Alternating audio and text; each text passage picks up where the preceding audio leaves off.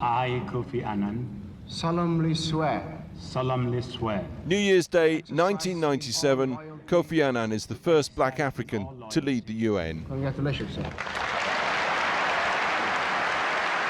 He'd worked there for 25 years, born into privilege, an aristocratic Ghanaian lineage, expensive education in Switzerland and the US, and he'd now become the world's most recognized diplomat. He attempted at once to turn the UN around, slimming down a notoriously bloated organization from the brink of bankruptcy. He convinced member states to take it more seriously and take more responsibility for many of the world's problems.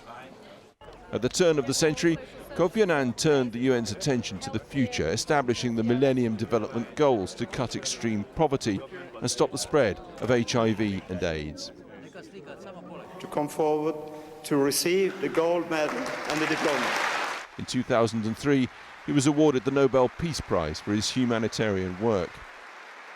The same year, though, the US, UK and others went to war in Iraq. The UN refused to support the move, and the ensuing violence caused a rift between Mr. Annan and the UK, once one of its closest allies. Kofi Annan was often unflinching about the UN's failings and his own. A decade after the genocide in Rwanda, in which 800,000 people died, he acknowledged very publicly that he could have done more to stop it.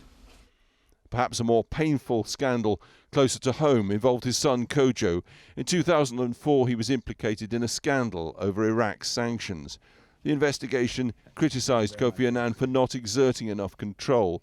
He was damaged by it, but accepted the criticisms made in the report. But Kofi Annan was, above all, a man of quiet demeanour, but lifelong optimism. It's never been done. Don't try. You're dreaming. And my answer always was test it.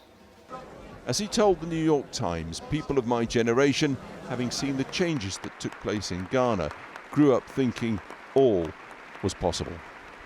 Well, earlier I spoke to the former Prime Minister Gordon Brown, who is now the UN Special Envoy for Global Education. And I asked him about what sort of a man Kofi Annan really was. Huge strength of purpose. He was soft-spoken, he was personally very modest, a really humble man, quite self-effacing, but he was a titan. He was a leader of leaders.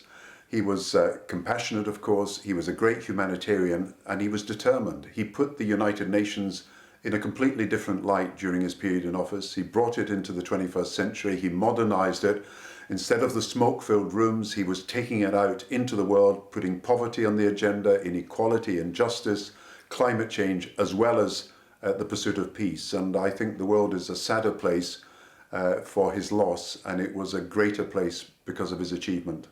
I'm wondering if you have an anecdote, did you ever see, as it were, with your own eyes, something close up, an instance of that kind of sheer effectiveness that you've just outlined there? I had the privilege of working with him on numerous occasions, and his patience, his willingness to spend time listening, his ability to take into account all different points of view was absolutely important, but it did not detract from his fundamental aim. He wanted to make the world a more peaceful place, and he wanted to make it a fairer place.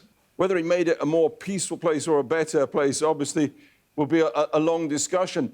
Donald Trump would say the UN is no more relevant than it ever was. Is that a comment or an illustration of Donald Trump, or an illustration that, in fact, Kofi Annan wasn't quite as effective as people say today? I think it's unfair to Antonio Guterres, the current Secretary General, the previous one, Ban Ki-moon, and to Kofi Annan. Look, there are 40 conflicts or so around the world.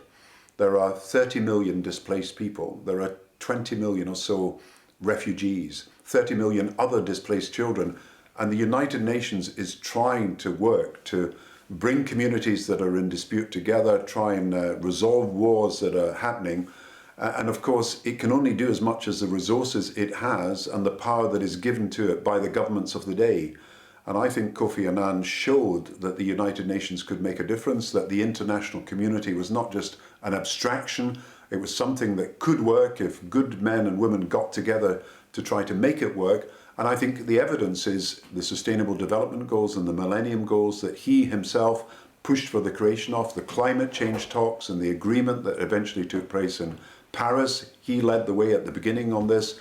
And of course, the resolution of many conflicts where people will say today that many, many lives were saved because Kofi Annan was prepared to intervene and take the time and the patience to be able to bring people together. Of course, the UN and indeed Kofi Annan did not support the US and the UK invasion of Iraq. How big a problem was that?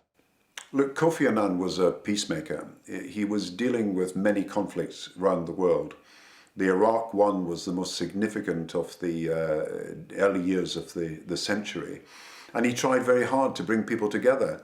I think he would regard it as a failure, that he tried his best. I think we would now all want to say that the peacemakers should have had a longer chance, a bigger chance to have made a difference. But Kofi Annan never gave up in the search for peace, and he felt it very badly that the Americans in particular wouldn't listen to him at that time.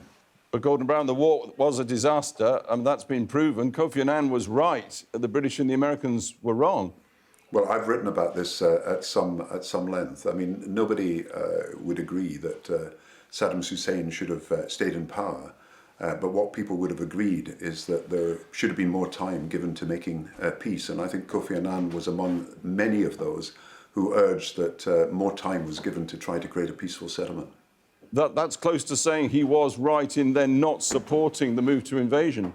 Yeah, but what he couldn't manage to do was persuade other countries that the United Nations was the proper forum for solving the problem. I think we could go into a lot of depth on this, and I've written about it in some detail. I think it's true to say that the Americans probably knew that weapons of mass destruction did not exist at the time, but of course many people were given the information that that was true, and that's of course where the agreement broke down.